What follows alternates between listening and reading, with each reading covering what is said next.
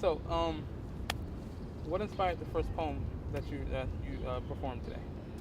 Oh man, so the first poem actually, this was probably like 2 years ago or last year, I can't remember. I was asked to do a lot of Women's Empowerment and Women's History Month events, and the first one during that month was an art opening for some friends.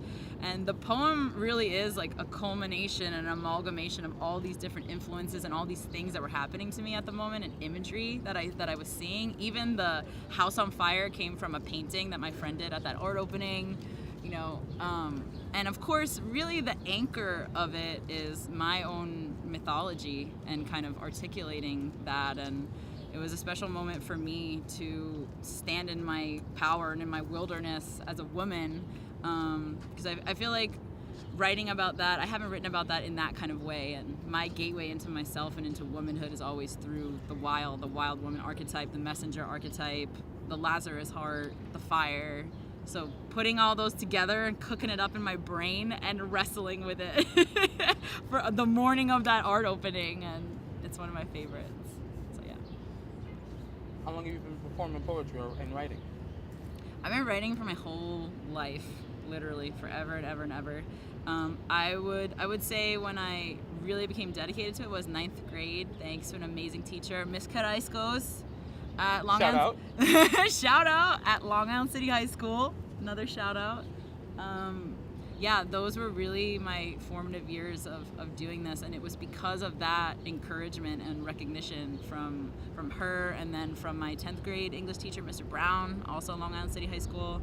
And it's been going from there. I kind of lost my thread during college. I wasn't writing a lot. I really lost myself. I wasn't performing, and I didn't return to performing as an adult and performing my own work until like the end of 2011.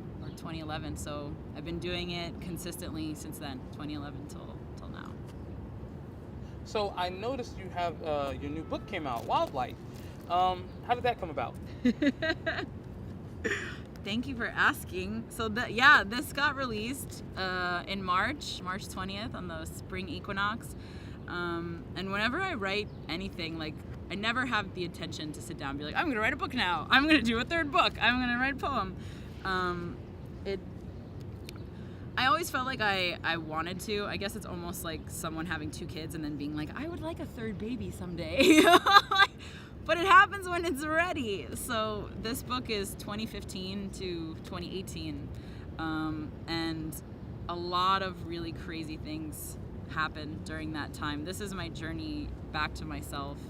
I always say it's the journey to rediscover and re-recognize the sound of my own name, who I am. This is a huge self-love journey, and it's gone to all of these places, a lot of places of darkness, light, addictions, mental illness, codependency, dishonesty, struggles with identity, looping in the wilderness, shamanism, spirituality, and nature.